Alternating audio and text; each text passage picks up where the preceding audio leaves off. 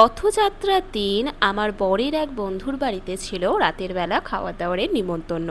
সেখানে গিয়ে প্রথমেই দিয়ে দিয়েছিল রাধা পল্লবী, তার সাথে হচ্ছে কাশ্মীরি আলুর দম। রাধা পল্লবীতে ডালের যে স্টাফিংটা থাকে সেটা কিন্তু বেশ ভালো পরিমাণে দিয়েছিল। আর কাশ্মীরি আলুর দমটা এত বেশি মশলাদার ছিল, খুব বেশি স্পাইসি বলবো না, বাট অনেকটা ধাবা স্টাইল আলুর দমের মতো। আমার তো বেশ ভালো লেগেছে। তারপরেই চলে এসেছিল হচ্ছে পোলাও। পোলাওটার মধ্যে কিন্তু বেশ ভালো পরিমাণে কাজু কিশমিশ দিয়ে বানিয়েছিল। তারপরেই চলে এসেছিল ধোকার ডালনা। দেখতেই পারছো কত বড় সাইজের একটা ধোকার ডালনা দিয়ে চলে গেছে। সত্যি বলতে এটা খেতেও বেশ ভালো ছিল, কিন্তু হ্যাঁ, কাশ্মীরি আলুর দমটা আমার বেশি ভালো লেগেছিল।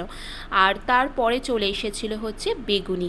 বেগুনিটাও কিন্তু বেশ ভালো, একদম নরম হয়ে যায়নি, কুরকুরে ছিল, এই জন্য বেশ ভালোই লাগছিল খেতে।